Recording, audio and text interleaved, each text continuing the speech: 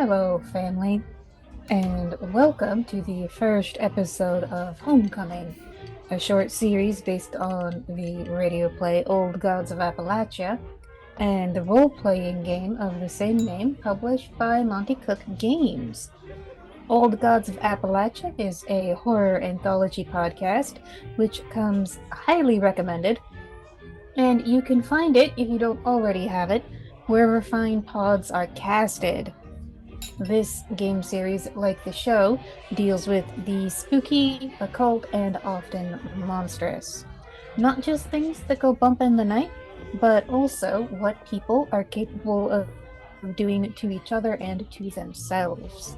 Thus, to paraphrase the show, viewer discretion is advised.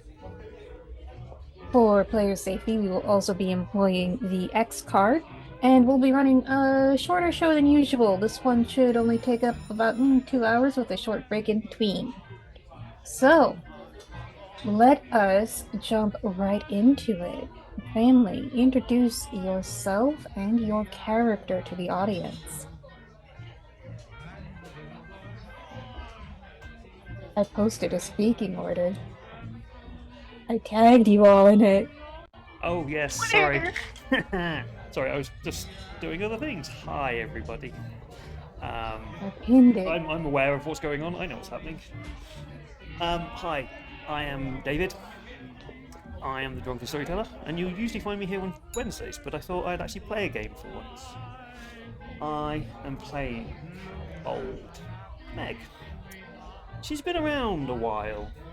She lives up the holler by herself, playing in the woods, playing in the trees. She may be old, she may be young, she's been around. She'll find out more as we go. And I apologise about the lag. I'm currently blaming the soda storm. So if there is a bad lag and anything drops, it's the sun's fault and not my crappy internet. So I apologise everybody for that. When in doubt, blame the sun. It can take it. It's big. It's big. It's blowing up. It's doing things, and we can't stop it. Yeah, I mean, they'll forgive it. They'll forgive you. They got a big heart.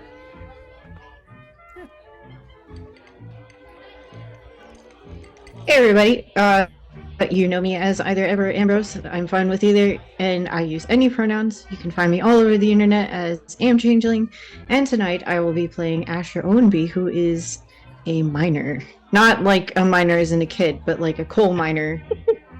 So, and he's not a miner, okay? He's just a... I'm gonna stop now. It's one of those days, isn't it? Pronouns are he, him. Okay. Hi, I'm Mehdi, and I also happen to be in the Tales from the Loop game on Wednesdays. You might know me as the the resident weirdo. I'm playing Rosie Day, a gunsmith, what I forget. Shoot, I forgot what I was having to say. Yeah, I mean, she's been she's kind of been close by most, but sort of reluctantly in her occupation, just because she seems to have a bit of patron who seems to be rather demanding on her services. Yeah. All right. And I am your game runner. I am Stolen Fires pretty much everywhere. Most of the time you can find me on Twitter and or Blue Sky. You can also find this show will eventually be on the Stolen Fires channel on YouTube, where you can also find back episodes of shows we've done previously, including Dune, Blade Runner, Tales from the Loop, and many other fine stories. So, we begin. The year is 1917. There is war in Europe and revolution in Mexico. But both of these world events seem very, very far away from your homes in Appalachia. It is currently springtime as the gray of winter fades into a very verdant green spring where everything is up roses. So, we're going to open this play. Well, first off, I am going to play a little bit of DJ. There we go. So, it's about 4 p.m. on a Friday evening. And so, in the normal speaking order, I'm going to ask a bunch of questions intended to help you and the audience get to know your characters. So, first, what are you doing at 4 p.m. on a Friday afternoon?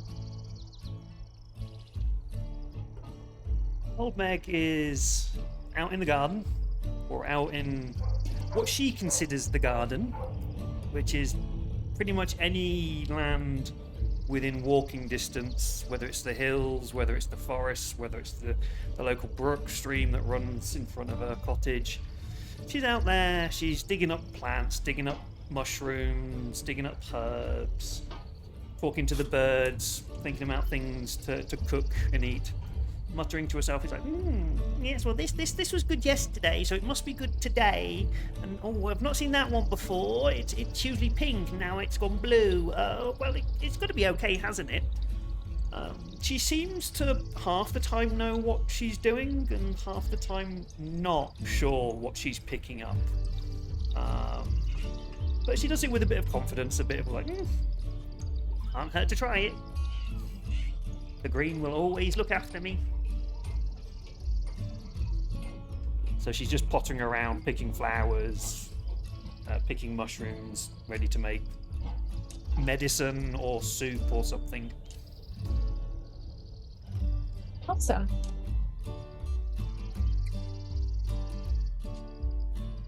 So,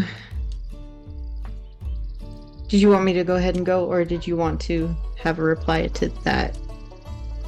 Oh, we're going in the normal speaking order. Okay. Asher is... Oh gosh. Probably getting off of... No, not getting off of a shift. Probably working a shift down in the cold, dark mines. Getting dusty and coughing, because pretty sure he's got black lung.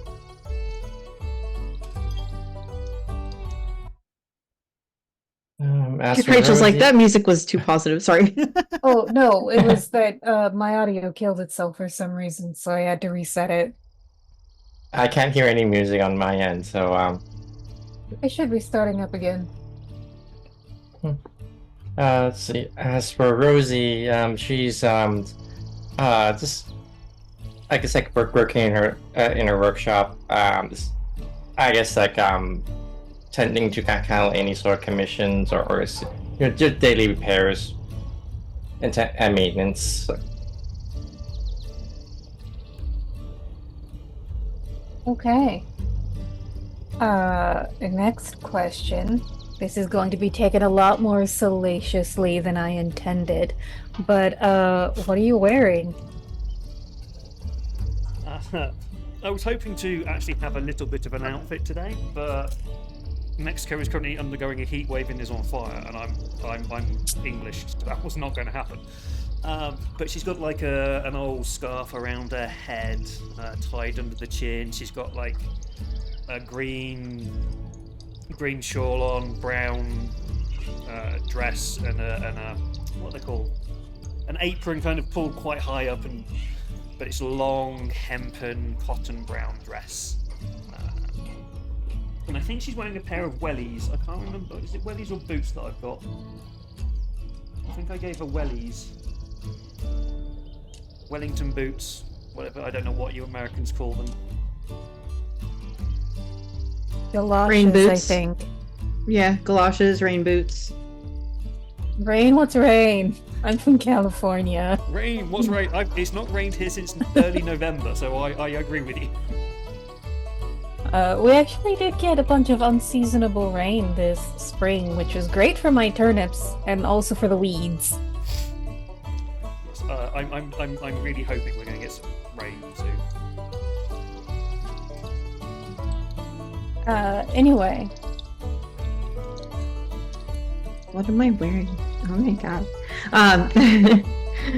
What am I wearing, though? He is probably wearing overalls and a flannel shirt down there. Maybe even an old, really dirty, disgusting coat with some... I don't know if they invented them back then or not, but steel-toed boots, perhaps, maybe, question mark. They certainly have hobnailed boots. That. They've definitely Whatever that something is. to protect the toes. So yeah, definitely that. Oh, and probably a hard hat. You know. OSHA doesn't exist. No hard hat for you. They had hard hats. But OSHA, no. More like a No OSHA. headlamp. Yeah, that. I'd say you had Yeah. hats, whether they were hard or not. Fair enough. As for Rosie, well, she's actually wearing I guess like hand-me-downs, her dad's work clothes, like the trousers, with the shirt, some of this very ill-fitting that just making do, and also it's like wearing like the work apron, with 2 belts and everything, and also a hat. Okay. Yeah. So this is gonna That be she's kind of hiding a lot of her hair underneath. Okay. So this is gonna be a little repetitive. But what do your characters do for a living? And is this a job that they enjoy and find fulfillment in? Old Meg helps most of the time. She's been in this hut all her life. She's the old nana, she's the old grandma who people go to when they don't know how to fix something. When they need some herbs, when they need some medicine, when the land is talking to them. 50% of the time, it works. 50% of the time, other things happen. Sometimes it's good, sometimes it's bad, but everybody likes her. She's knowledgeable, she gets on with people. She doesn't have a job specifically like a miner or a shop worker. She is your old granny magic. She is your cunning lady. And she's a little bit kooky, a little bit weird. She has been there all her life, but how long that life is debatable.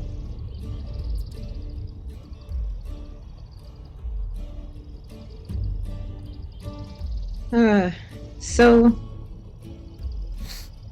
Asher is a coal miner, but just what a day looks like for him is gets up early, goes to work, comes home to silence and darkness because he doesn't live with anybody. He's seen some things down in the mines and he just doesn't want to involve anybody in any of that.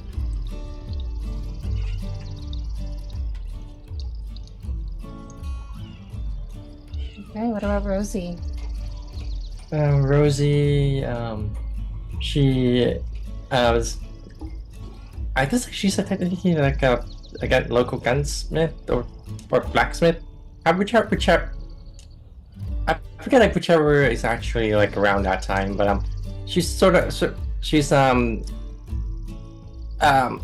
Yeah, I mean, they both would have been around, because everybody would have guns, and yeah. this is when a lot of people still use like horses to get around. So you'd be making like horseshoes and nails and like other machinery. So yeah, we could call you like a metal worker, I guess. Yeah, General metal worker. purpose. That's the word. That's what I was looking for. Okay. Yeah, Like she's a Rosie the metal Riveter? worker. Yes, exactly. Yeah. So she, she's kind of work. Yeah, she does. She kind of like this. The local metal worker. This this doing repairs for everybody, and at nights though, she's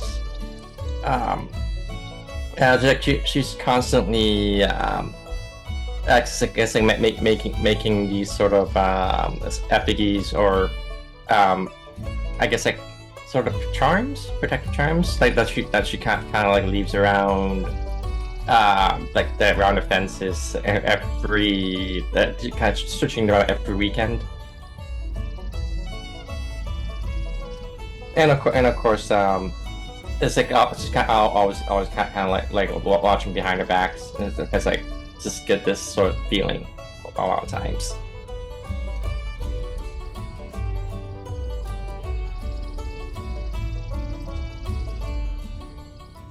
Okay.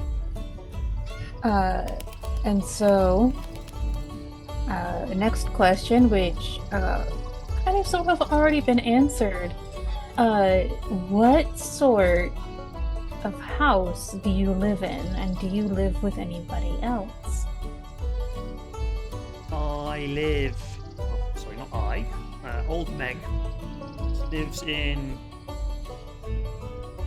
one of the original huts from when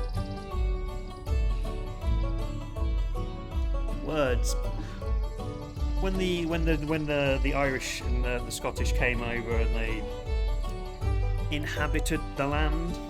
So she lives in one of those original huts that was set up by, yes, definitely her great grandmother, and not her. Built by hand and slowly grown. It was originally just like a bedroom and a cooking pot. Now it's got the bedroom and the cooking pot are separate rooms, but it's no bigger than that. It's very very rustic. The trees and the vines are growing up over it. It's very overgrown, but outside of the house, it's a little bit tidier. It's kind of like organised chaos, I suppose.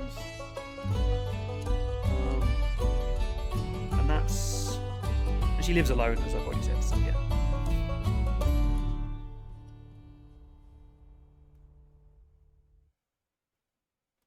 Oh, I pretty much answered mine, but yeah, lives alone. I'm imagining that the cabin was probably built by his father, by hand. Obviously, I guess. So it's he's mostly down in the mines, so he doesn't really have that much time to work on it. Might have a couple roof leaks and whatnot. Okay. As for Rosie, she actually lives with her father, kind of manning the business, while he's recovering, and like so, let's see the hell. As well, what was the new question again? What I where- the question was? There? Yeah, what sort of house do you live in, and do you live with anybody? Yeah, she lives with her father. Like, probably the house probably is attached to the like shop. Probably like this one of those like this family businesses, old family businesses. Okay. Um, and so last question. Where on the map do you live? Is it do you live in town? Do you live somewhere rural? Do you live kind of somewhere in between? Did we get a map? Or am I being silly?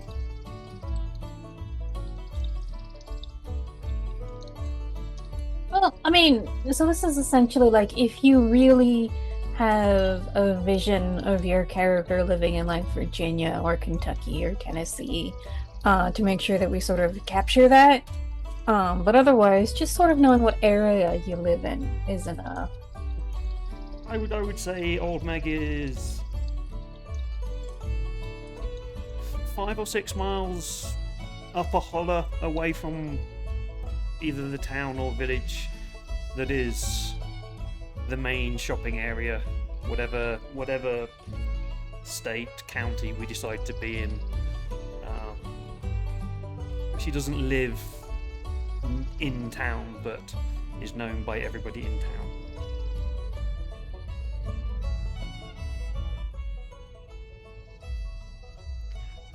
Okay. Why is that really loud again?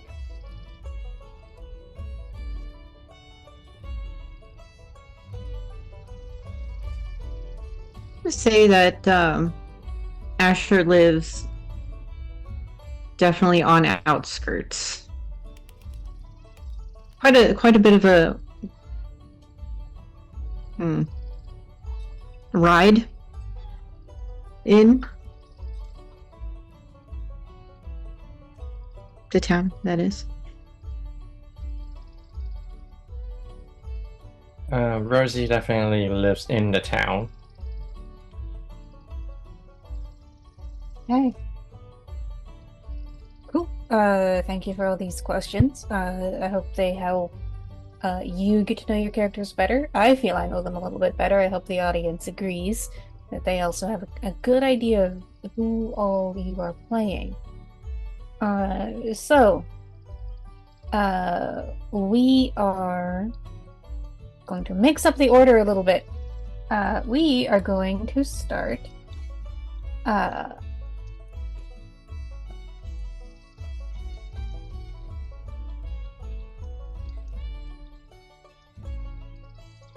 so we're going to start with Asher.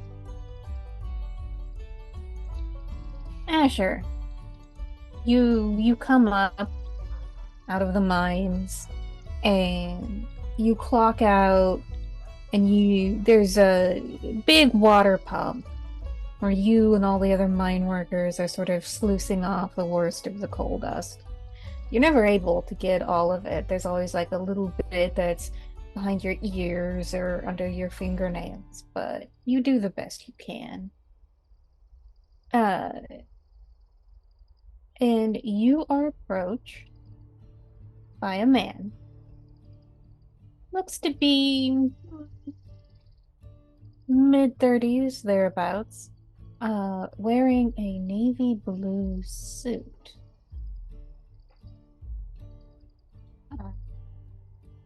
And sort of looks around a little confusedly at all the various miners, and then seems to find you. He's been given your description, presumably. Approaches you, right hand held out. Says, excuse me, your name is Asher, is that correct?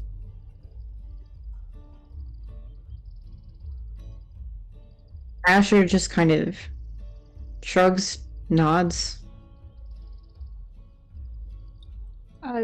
That's Asher Owenby? And Excellent. My name is Alexander. I represent the Bank of Tennessee by way of the local railroad. According to our bank records, you own or have inherited some property in Ross Creek, Tennessee. I beg your pardon. That's what it says here.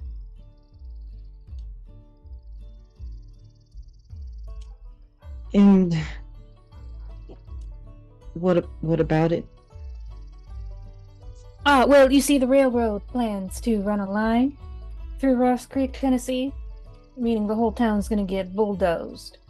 Uh, and so you've got 30 days to claim any of your property. I've got the paperwork here. Hands over what looks like a deed to a house. Address is in Ross Creek, Tennessee. I'm obliged to inform you that 30 days from today, the bulldozers. Sorry, I had to put on my Uh, cosmetic dirt. The bulldozers will start doing their work, and we cannot, after that point, be responsible for any lost property. I'm begging your pardon, but I'm gonna have to say over my dead body. Well, that is entirely your choice, Mr. Owen B.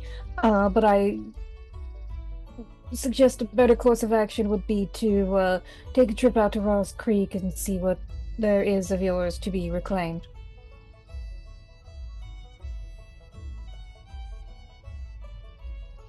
Character. Hmm? This is his current cabin, right? This is where his cabin is. No. Oh, No. okay. Then I'm going to have to rephrase my last statement. Okay. I don't So, know. by way of GM intervention, uh, all of your PCs, all of you, would have heard of Ross Creek. It was a town that was founded by very hopeful homesteaders in about 1830s. Eventually grew to about 50 families, mostly farmers hoping to make a living in the fertile soil of the Tennessee Valley. However, around the turn of the century, the town began to decline. Uh, all of you have some sort of family history, family story about a connection to this place, but you do not currently live there. So essentially, this guy is like, hey, you've got property in this one place that you've vaguely heard of. I thought you might have been threatening his current property, so I was No. mildly. I apologize. So in that case, rewind a tiny bit, and Asher is going to look at this guy. I ain't heard of property out there. I had family that lived out there, but I am not aware of inheriting anything. Oh, well, according to the bank records, you do own the property at the given address. Of course, the house itself will be bulldozed, but you are entitled to anything of value that remains on the premises. Oh, all right. I have to make a trip out there, but I've never been out there in my life. Well, I am told it is quite a picturesque, although I admit I've also never been there.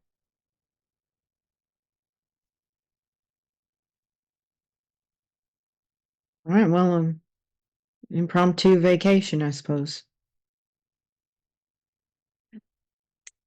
Yes.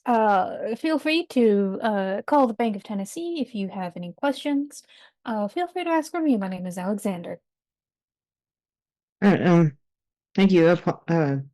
My hands are still dirty, but I'd shake Well, yours if they were clean. then if you don't mind me taking the liberty, he takes the paperwork that he's offered you, carefully folds it and like tucks it into your breast pocket. Because it's covered in dust already. like Linus from Peanuts. Okay. So we shift now to Rosie. Uh, over the clanging of your workday, it takes you a little while to notice, but someone is knocking on the shop door.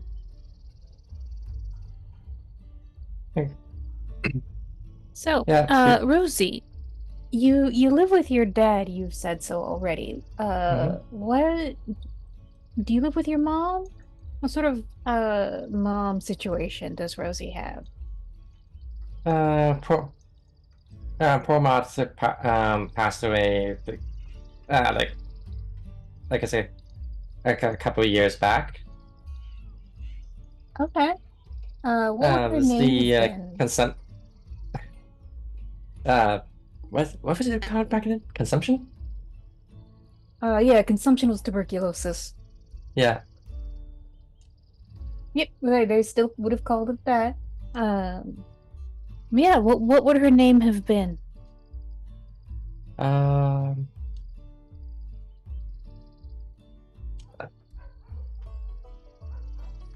Um. Peggy? Okay. Would you like me to pick a surname for her? Yeah, sure. Okay, I got my no, those are terrible names beyond the name. Piggy Sue. You know what? You know what? Actually, just go. Let's go Pamela. Pamela. Peggy Pamela. Okay.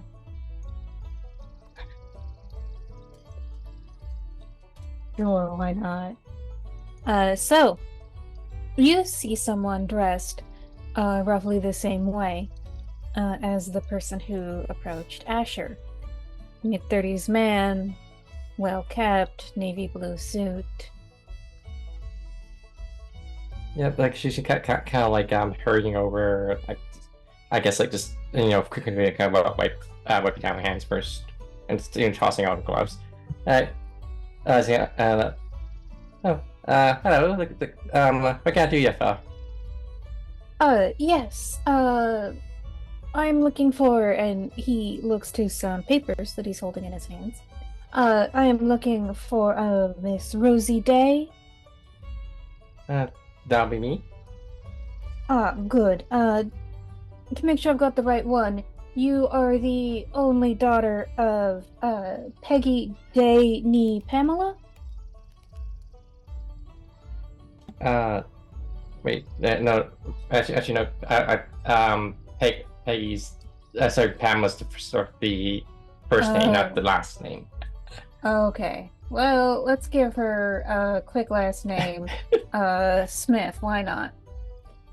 So, she'll ask, Sure. you are the only daughter of Pamela Day Nee Smith? Yep. That would be your mom. Bless her. Bless her soul. Excellent. My name is Virgil. I represent the Bank of Tennessee by way of the local railroad. Uh, they plan to run a line through Ross Creek, and our records indicate that your mother owns some property in Ross Creek, which should now fall to you as her only heir. I am obligated to inform you that 30 days from now, the bulldozers will make their way through Ross Creek, so you are advised to make your way there and claim anything that you think can be claimed. Of course, the houses probably can't be moved, but you are entitled to anything at the following address. And again, hands you over some paperwork. And it looks like a deed. There's an address in it. It's like kind of looking over, like, oh, actually, the first time I ever heard of it. Well, I suppose this is a bit of good news for you then. I suppose. Yeah. Sure. Okay. Yeah. Well. Thank you kindly. I guess I guess I'll have to make a visit there some like over this sometime this month. Uh, Sooner rather than later. Uh, we would like to start work as soon as possible, so if everyone is able to claim their property within 20 days, well, that helps the march of progress, doesn't it? Mm-hmm. But uh, do feel free if you have any further questions. Please call me at the Bank of Tennessee. Oh, I'll keep that in mind. And like that's Excellent. about it on my end. I'll be seeing you. Have a very good day, ma'am. You too. All right. And last but not least, the camera now shifts to Meg, going through the plants and green and growing things in your area. Uh, you are confronted, or not, I suppose, confronted. You encounter another man, sort of wandering confusedly along the road. Again, same description as the other two encounters. Mid-30s man, navy blue suit. His is a little more rumpled. He's got a couple burrs sticking to the cuffs of his pants. Maybe a bit of a leaf that he hasn't noticed stuck in his hair. He's clearly been outdoors for a while and is also clearly not used to being outdoors for this length of time. Uh, and so you just sort of see him looking confusedly up and down the road, checking some papers in his hands, looking around again. Old Meg, she's bending over. She looks up. She looks at him, stares at him for a second. Tilts the head. Hello, dear. Hello. You lost? Hello, ma'am. To be perfectly honest, I'm not quite sure if I am. I'm looking for a woman by the name of Maggie Fletcher. Meg, and like Her full name is Maggie Squints. Fletcher. Just so you know. Okay. Miss Margaret Fletcher. Oh, no one's used that name round here for quite some time. She kind of gets up, brushes herself down. Yes, Why I'm why having would the- you be looking for Maggie? Well, I've got some paperwork for her from the Bank of Tennessee, and it's a little time sensitive. And I was told to come here, but there doesn't. There are no houses here. There's no homes. Who lives here? Well, I assure you, people and things do live here. It's not all alone. Maggie's never alone. She's pretty much quite a good. She's quite happy. I assure you, she's getting on well. She don't need no help from no bank. I'm not sure she knows she's been to. What are these banks that you call? She's got no money. Why would she want to go to these banks? She's quite clearly not well- letting on that she is Maggie at the moment. Well, Sure. trying to Uh, hide that. Oh no! It's nothing bad, ma'am. This is to help her. She's got a bit of an inheritance coming, and we're trying to make sure it gets to the right place before it all goes under. How does inheritance go under? Well, you see, my name is Nicholas, and Nice to I meet you, represent Nicholas. the. Nice to meet you too, ma'am. She walks up I and she represent- picks the leaf out of his hair. Oh, thank you. And he sort of like finger combs his hair, tries to put it back into place. I represent the Bank of Tennessee by way of the local railroad. They're building a new line through town. It's a ghost town called Ross Creek. Ross. Oh, okay, yes, I know the place. And Mrs. Fletcher has some property there, and we would like to give her the opportunity to claim that property before the town gets bulldozed to make way for the railroad. These black lines, they're a curse on the land. Curse on the land. We should have the green lands be left alone. But I'll be sure Maggie gets these papers for this inheritance, you say? Uh, so the bank records indicate you and I will have to agree to disagree on the value of progress and what it means for this great nation, but if you could deliver these documents to Miss Fletcher, I would be quite grateful.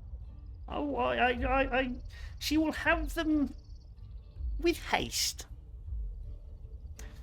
And Would you? you can tell he's like, you're probably going to use it for outhouse leavings, but also I'm beyond the point of caring. I've been outdoors for an hour. I'm starting to get sunburned. I hate it. You look a little bit flustered there, sir. And she pulls out like a hip flask from her top and offers him a drink. He looks at it with a little suspicion and says, "Oh, well, don't mind if I do." It is 1917. Prohibition is a little ways off. It is quite clearly very potent moonshine. Yeah, he coughs a little bit. It doesn't Puts take hairs a on your greedy chest. amount, but Wilma, if you'll excuse me, I've got a few more of these to deliver. Oh no, that's okay. You go ahead. That should get you back to the town nice and easy. Perk you up a bit. Right. Well, don't let me keep you from your business. No, good day to you, And sir. he just starts walking off.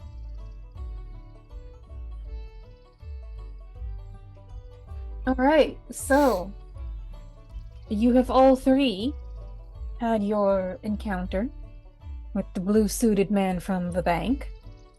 At this point, since we've been playing for about an hour, we're gonna take a very short 5-minute break, and then we will come back as the three of you decide what to do about this new inheritance. So we'll see you all in 5. Bye-bye.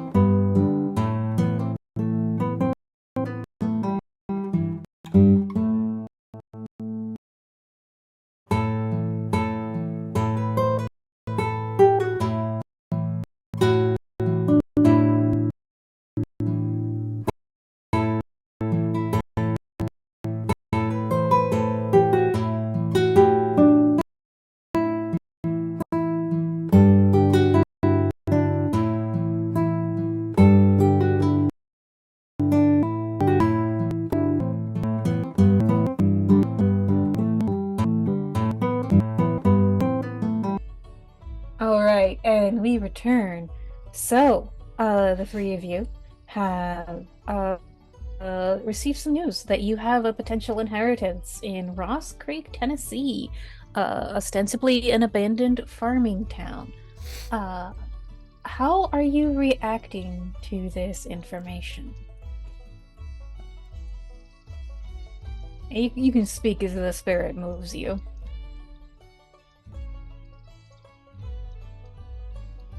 Rosie, probably like inform her dad about this. It's like maybe it's like, I guess like seeing like what he knows about it, because like that's probably the first time she heard anything about it.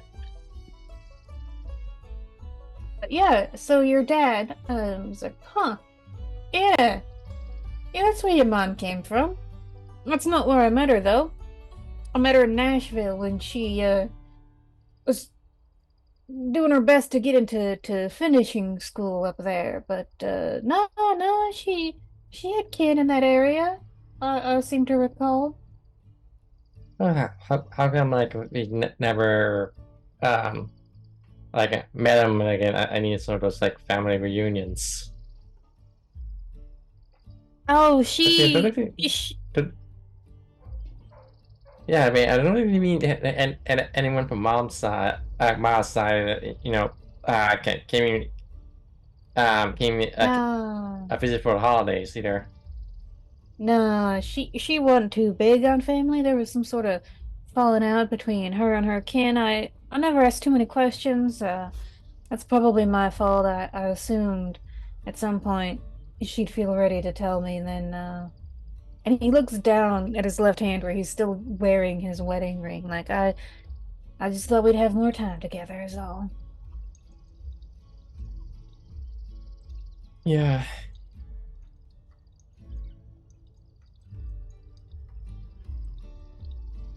Um, I could see I could find anything of hers like when I go a bit down there and visit.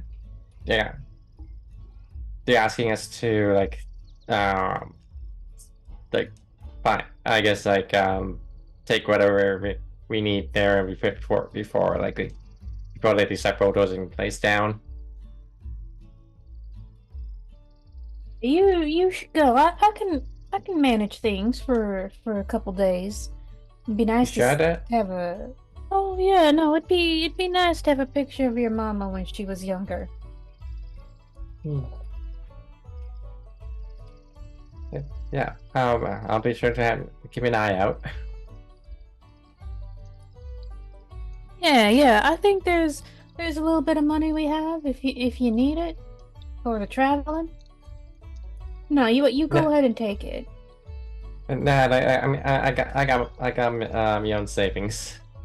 It's Well, you just take a couple more extra dollars just to give this old man a little peace of mind. oh, fine. The thing is, you can't just reluctantly takes it like as little as possible, but Yeah, it's like about $5, which it's 1917. That's not nothing. yeah, It's probably more than the £100 that you got in Tales from the Loop. So yeah, probably. maybe you like to play rich characters or obtain money in various side hustles. Yeah, I mean, I guess you have to get like um get any more money since then. Remains to be All seen. right. What about the other two of you?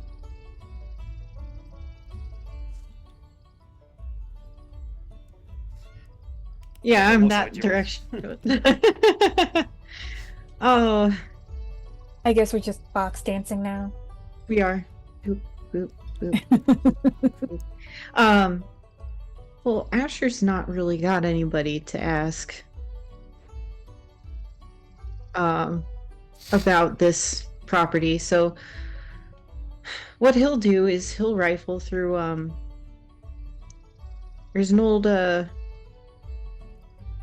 hope chest that he's got that Okay. was his mother's, that he's gonna dig through and see if he can find any paperwork regarding this property.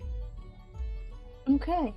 Uh, I will say, so you don't find like there's no deeds of sale or bank statements or any sort of documents like that you might expect, um, because you're looking in the hope chest. You do find a couple old black and white photographs of a bunch of people standing in front of what looks like a really nice house. It's not the cabin that you're living in now. And you recognize a couple people, a couple relatives from when they were much, much younger than they are now.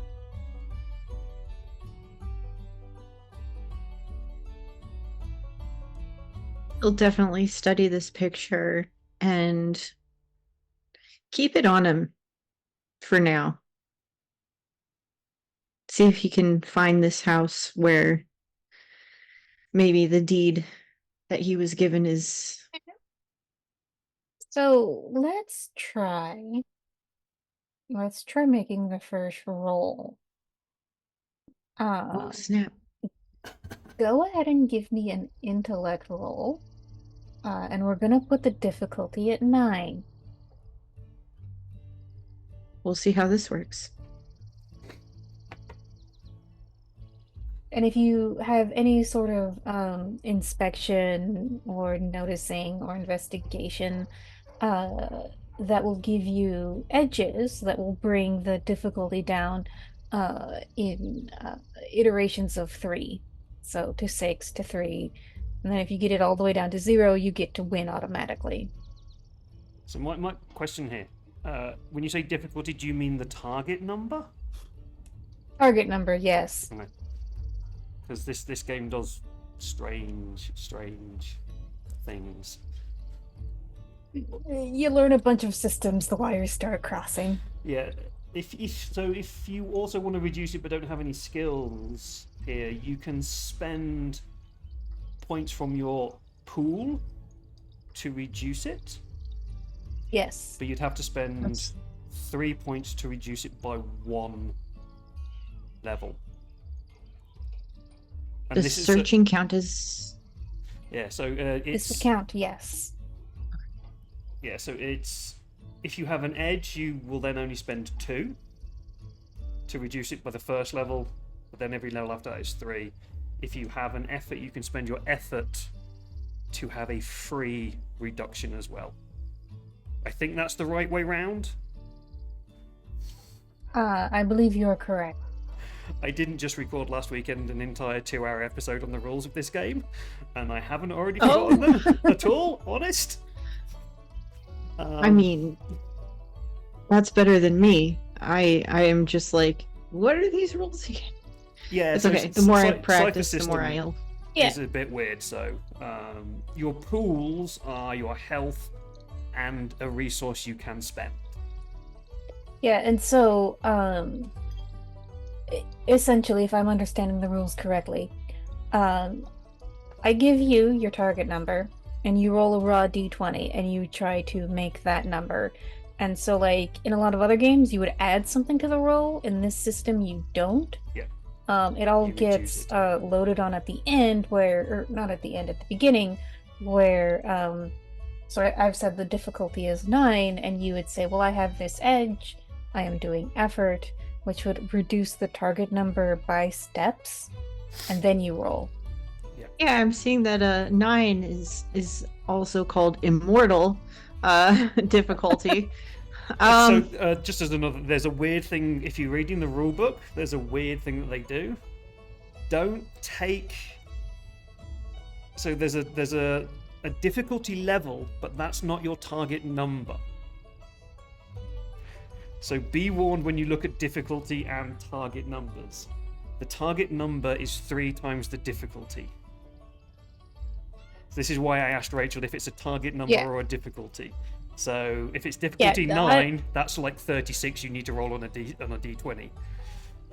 Yeah, no, I don't like that. I think it's kind of no, I don't like it either. Extraneous? No, your target number that you need to roll on the d20 is a 9. You have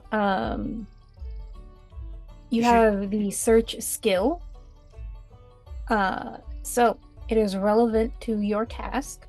So it will ease the difficulty, reduce it by 2 steps, which means 6 points. So now you only have to roll a 3 on a d20. So if you want to spend effort, you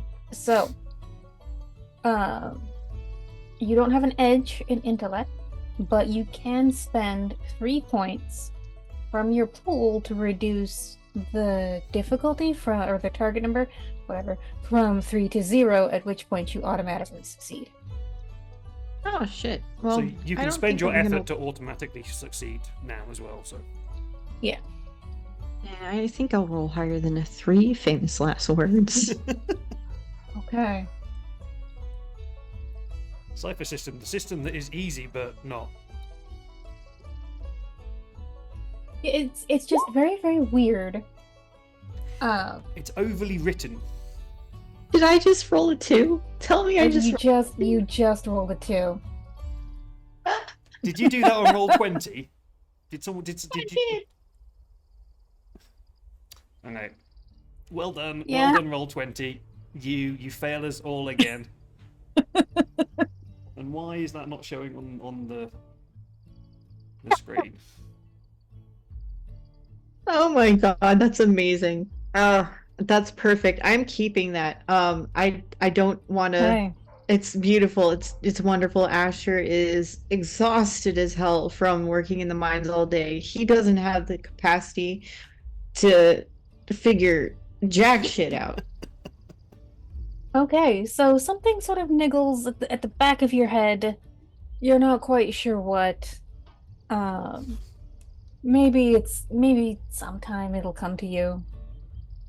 Is there anything else you would like to do? Pack some bags. Okay. As you pack, we shift to Meg. Meg, you've got this official paperwork from the Bank of Tennessee. It's got an address on it in Ross Creek, Tennessee. What are you doing about it? She doesn't even look at the paper or read it. She folds it up, sticks it down atop. Ross Creek is a name I've not heard for some time. Old Meg tries to forget Ross Creek. But the past always calls you, doesn't it? Oh, goodness. Oh no. Okay, I'm sorry. My headphones gave out very briefly. What was it that Meg said? What did I just say? Oh, the past always calls you back. I'd not wanted to go back there. Old Meg is now here. This is where Old Meg is. Old Meg is not in Ross Creek anymore. She left. She doesn't want to go back. But things that were buried could be dug up again. Pulls out a drink flask. Takes a hard swig. Light dawns on her. She's like, oh, crap. That means I've got to get on a bloody train again. Whoops. She picks up the wheelbarrow. It's got all the flowers and things. Like, pushing it down, just muttering to herself. Bloody progress, bloody people. Bloody progress and trains and people and things and... And she just kind of goes off muttering and potters around the house, packing a small little bag full of knickknacks and a few, more than a few, hip flasks full of a mostly clear liquid. Mostly clear goodness. It's like what comes out of my taps here, mostly clear. And she Okay. she doesn't know exactly what's going to happen, but she knows what she left behind. Okay. And so, we are going to leave that little bit of mystery unsaid and pivot to something else that Meg mentioned, the train. So, trains are a really common way to get from place to place in this time period. And as you can assume, based on your interaction with the man in the blue navy suit, uh, they're building up more and more train lines to facilitate travel and commerce and everything else. So, Ross Creek is, or was, a small town, a small settlement, about 50 miles west of Nashville. So, the first question that you all have to figure out is how you're going to get to Ross Creek. The train currently goes as far as Kingston Springs, which is about half the distance between Nashville and Ross Creek. So, once you step off the train, assuming that's how you decide to travel, you're gonna have to figure out the next 25 miles yourself.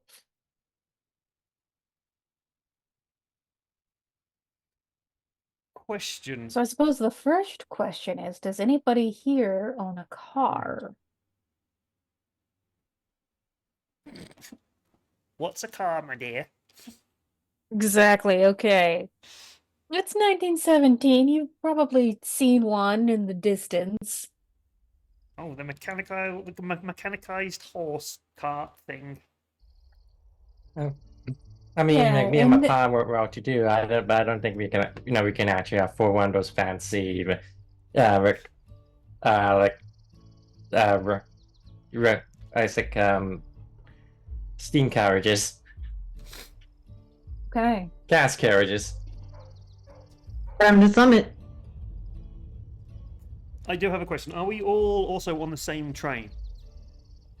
Going at the same time and arriving at this town at the same time? So, for the sake of narrative, what I'm going to say is that you all do end up, unless there's some other way you want to travel, um, but otherwise, it seems to you that the best and easiest way is to take the train to Kingston Springs, because that will get you, closer to your destination than you are now.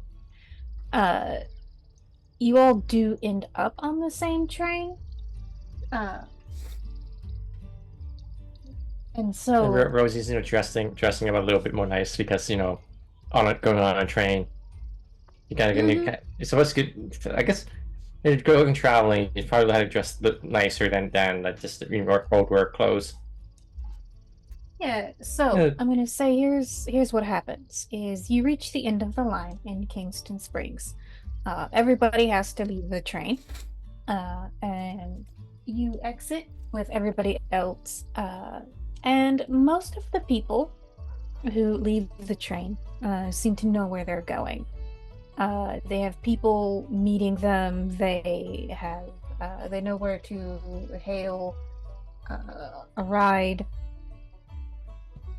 And so after about 5 minutes, it's the three of you left on the platform trying to figure out how you're going to cover the next 25 miles.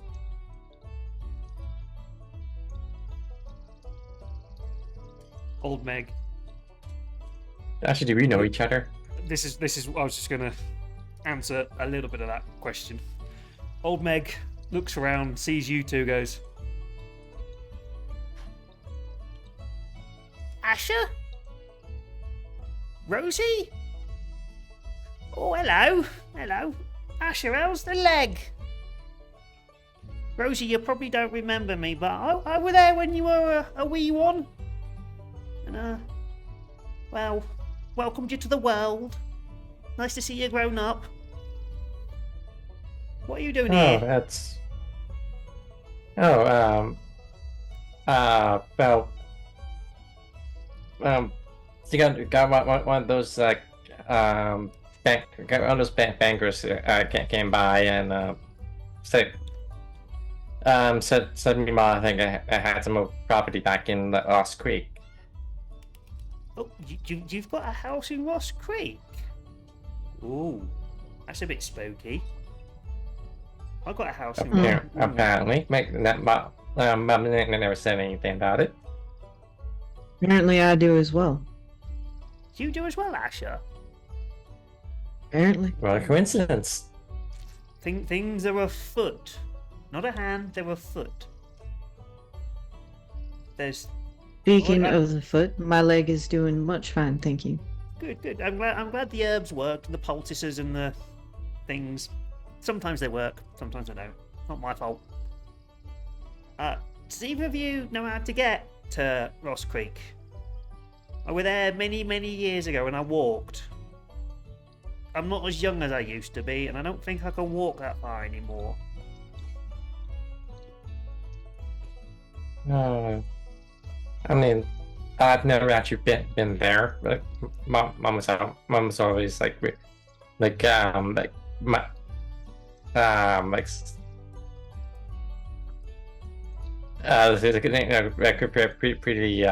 like dodgy about like her family back there. Understandable. Asher, big, strong, shopping fella like you.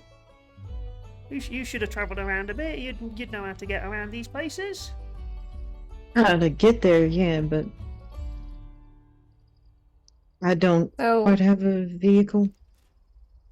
A normal, healthy human adult walking pace is about 3 to 4 miles an hour, so you're gonna spend 8-ish hours walking.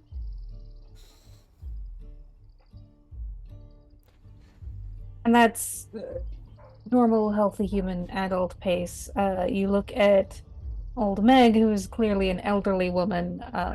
She's going to be a bit slower than that.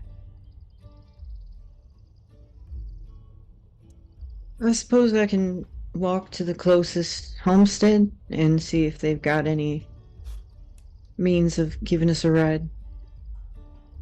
We're in a town, aren't we, my dear?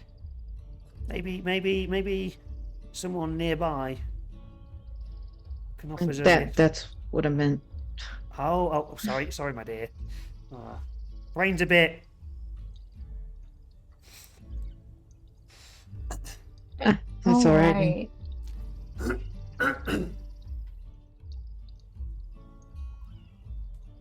Okay. Excellent. So for this, I'm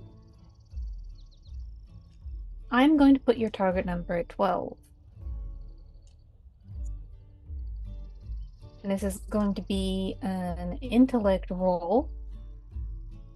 I will give you the 2 points of ease on searching because you are looking for something. So that brings it down to 6. If you have anything else related to essentially negotiation or essentially being the face character, asking people for favors, that would apply. Otherwise, give me that roll.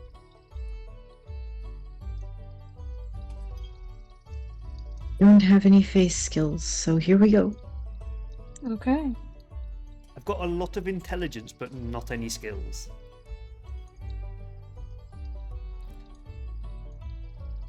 Really? Fuck you, roll 20. Okay. I mean, it's real. So- Nat 1. Oh, have fun, Rachel. Alright. It's roll 20, and it's also a d20. Those things are two of the worst things together. Because you roll a one, so this is a mechanic called intrusion. And what happens now is that I, as the GM, get to make one. So I just want to look up something very quickly. Okay, so I can introduce an unexpected complication for your character.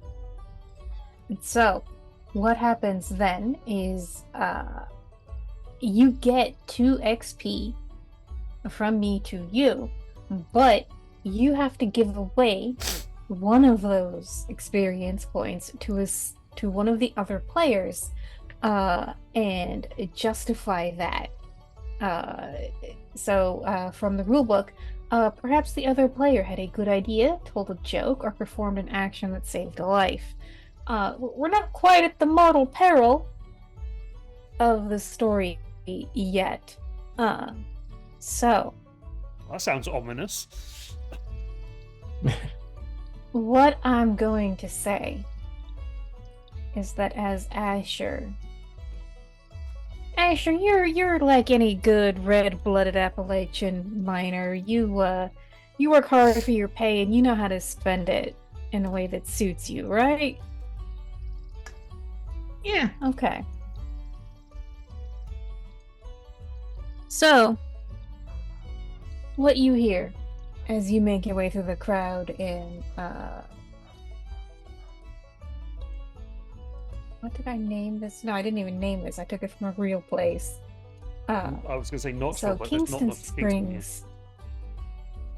So as you make your way through Kingston Springs, you hear someone call out, "Asher! Asher Ownby!" He just kind of sighs and shuts his eyes. "That man owes me $10 from our last poker game." What in the hell? Ain't my fault you were too drunk to remember how the cards go, but you owe me $10.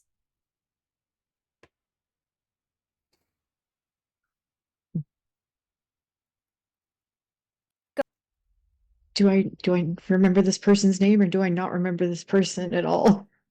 Oh, okay. Let's give him a name. Let me go to my behind the name. What the fuck are these names? I need to reset. Hold, please. Loading screen. Have you got it set to Warhammer 40,000?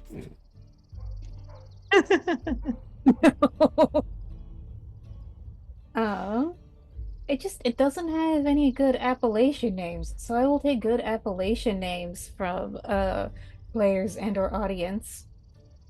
Old school biblical names is what you're looking for. Josiah, Jeremiah, Zachariah, anything Elijah. with an I at the end. Yeah, pretty much. Abraham. Let's go with Elijah. Your erstwhile card playing buddy is Elijah. Oh.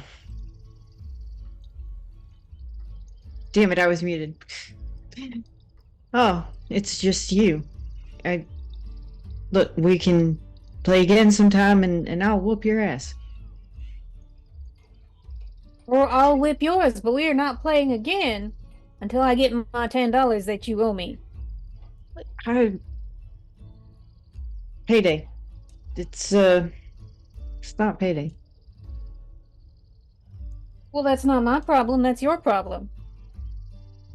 And so, Meg and Rosie, you witness this interaction.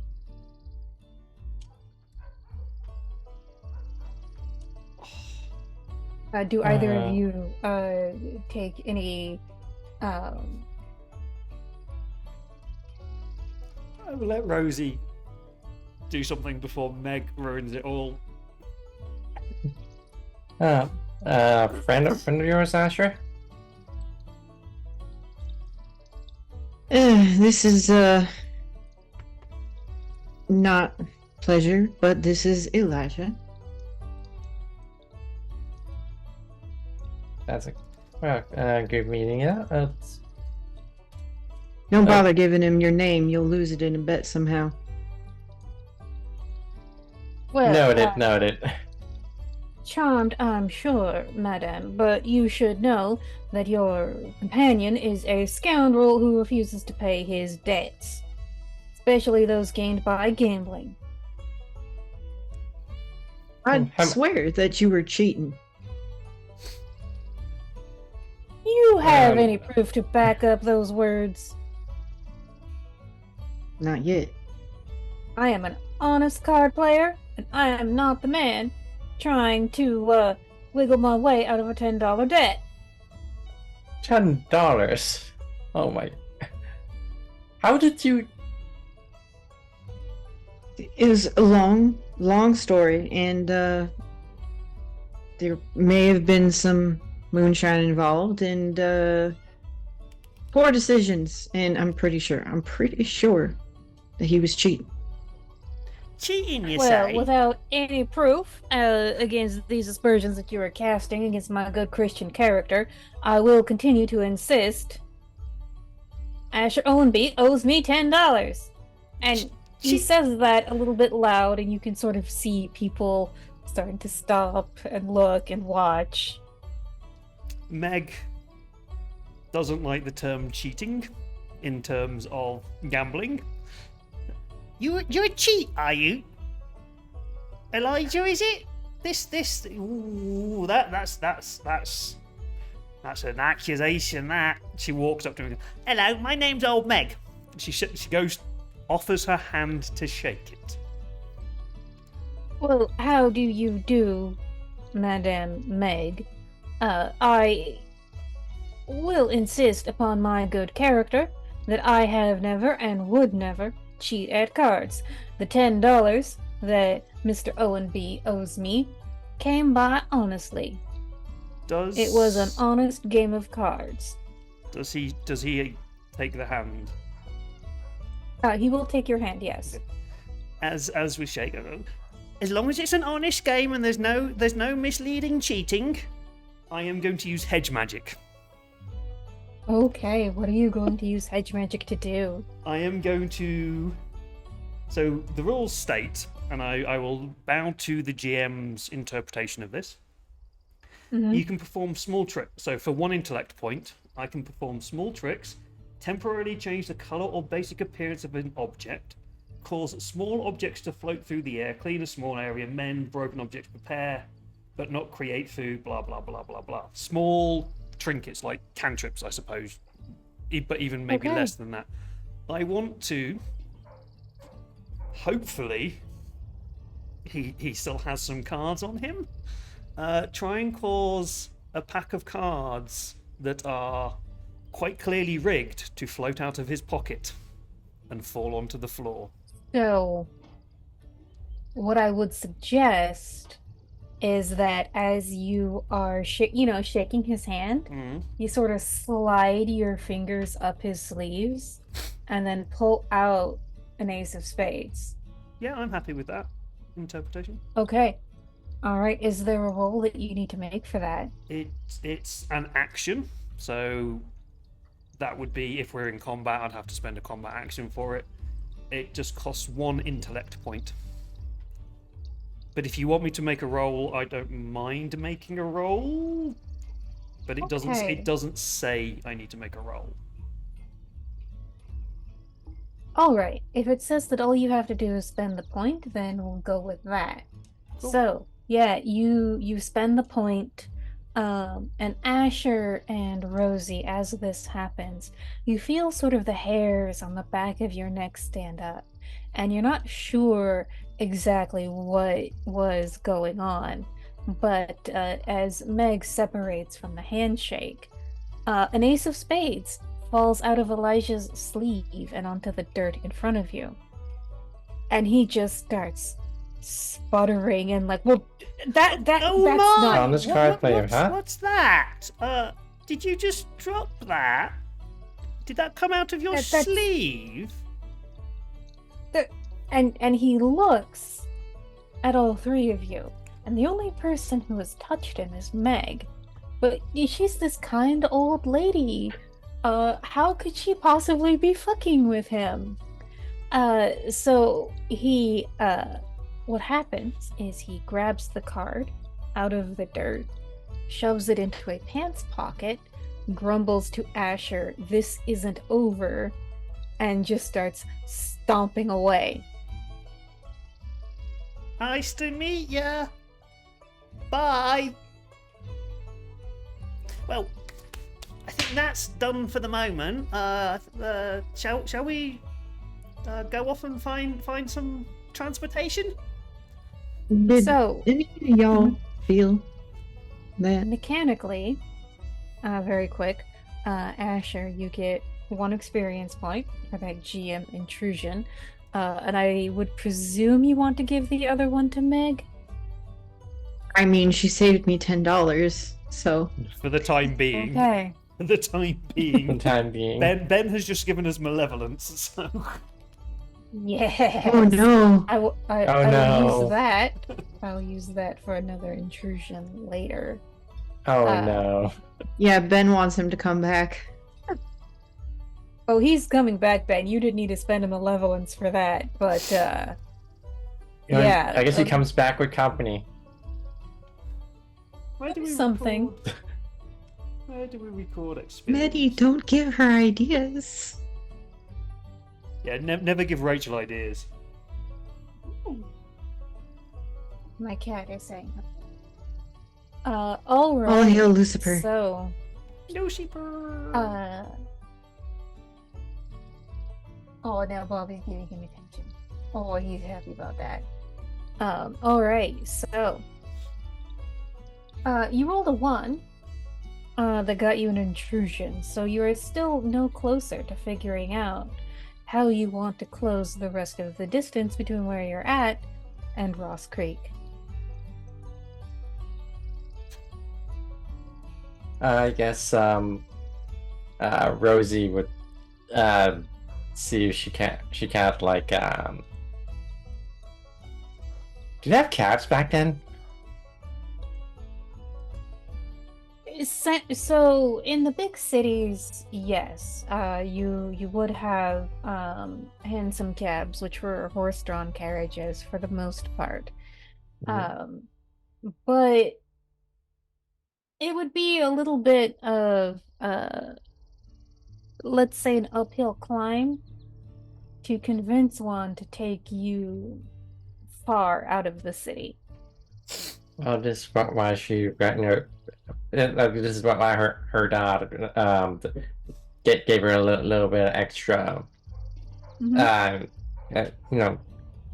extra dollars to just smooth things over. All right. So same roll for Asher. You're gonna have to roll a 12. If you have any skills oriented towards dealing with people or finding things, those would also apply. Finding things. Let's see.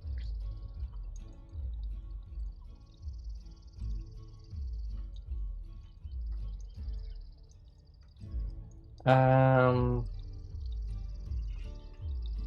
mean, perception related task, would that work?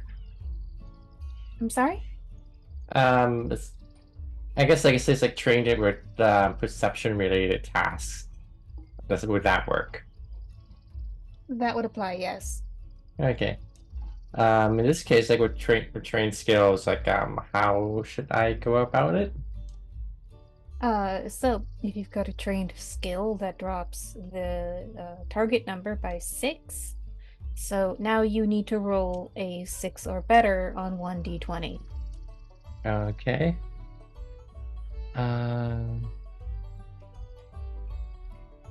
Again, I guess I'd roll intellect.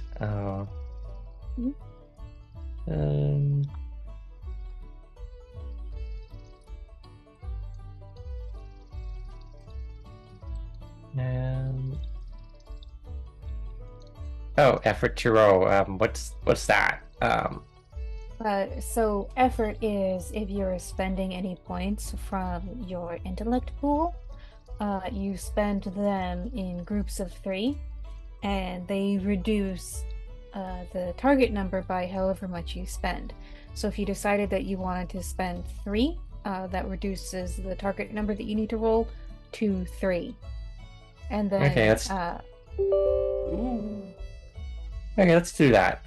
Okay. I'll just spend 3 for that, and So, do you have edge in intellect? nope. If you have I have edge, edge you and speed. Okay, if you have edge, you can reduce your first spend by 1, so it would only be 2 points you'd spend to reduce it. Okay. Yeah. But it looks like you made it. Hooray! Roll 20 Yay. did something? What? Yeah, Apparently. roll 20 came through. Apparently, it just wants to fuck with ever. So, Rosie, you find what looks like a farmer. He has brought his harvest into town. He sold it. You see him chatting with someone as he sort of packs up what he has left, and comments essentially that it's a long drive west, and he wants to make it before the sun sets. So he's going in the same direction as you. Okay. Yeah, like as you know, she kind of lets the others know as they thanks them. Yeah, that should be fine and dandy. Like like I mean, like, just anything kind of use our elderly, well, just like our elderly friend over with us. So essentially asking him to give you a ride. Yep. Okay. So he looks over the 3 of you. Doesn't seem too put off. Because it's 2 women and some dude.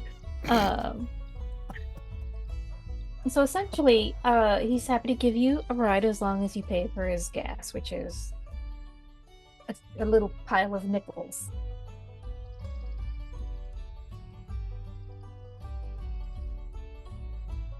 Power Nichols? Because somehow he has managed to buy a truck in this time period, and as long as you pay for his gasoline, his fuel, he will gladly give you a ride to Ross Creek and drop you off. Yeah, she's paying for it. Oh, it's Okay. very nice of you. Very kind of you, Rosie and Sir. All right. So, this is probably the first motor vehicle ride that any of you have ever taken, and it's not gentle. They haven't quite worked out how shocks work yet. So there's a lot of like jostling, especially because paved road. What the fuck is a paved road? Isn't that something the Romans did? Yeah, I can fully relate because I'm not sure Mexico has worked out what these things are yet either. So No. So real life problems. So we're gonna cut things a little short, a little early. So you spend a couple hours with this farmer who gives very boring stories about sheep dip and how alfalfa grows. Not interesting, except maybe the alfalfa growing might be interesting to Meg. No, not really. This guy has really boring affect and delivery. And so Well, he you get the does bring sheep, you. then you put it in the pond. It doesn't like it, and it comes Basically. out again. It might be clean, it might not be. It might need to go back in again. Sometimes you feed it some grass. So he doesn't want to drive into Ross Creek. He doesn't say why. Some sort of superstition that he's not talking about. But he drops you off close enough that you can walk the rest of the way in. And you see a collection of houses around the town center. They all have a yard that is clearly overgrown. Just whatever plants or flowers have grown wild along with the weeds. The town center consists of a grocer, a tack and feed store, a tavern, a church with a cemetery, and a seedier tavern. These have all been abandoned. You can see how the windows have been knocked out. Doors are hanging open on their hinges. And as you walk through the town, as you get close to the church, you hear someone say like, "Oh, visitors." And you turn, and there's a woman there, about late 20s, mid to late 20s, in very, very nice clothing. A little outdated, but very nice. She's here. She's the only other person here other than you. And as she greets you, that is where we're gonna draw an end to tonight's session and make you all wait a week to find out who she is and what she wants. Dun, dun, dun. Indeed. Well, thank you all for playing. Thank you to our audience. Thank you to Ben for the malevolence. I'm gonna make sure to write down that I have that. Malevolence is 1. Can we bring over all of the benevolence from the Tales from the Loops games, because they just seem to be gaining and gaining and gaining and gaining and not using them? Well, you need to give us more challenges. You have to start making use of them, but I'm sure we'll eventually start making use of them. Yeah. So sorry. Yeah. So if we just want to do one quick goodbye round, go ahead and tell people who you are. Any place on the internet you can be found, or not at all, if that's your preference. Or anything else that you think people should be checking out.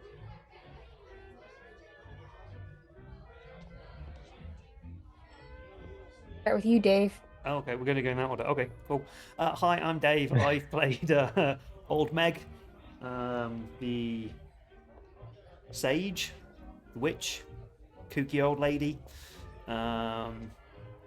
You can find me here on Wednesdays running...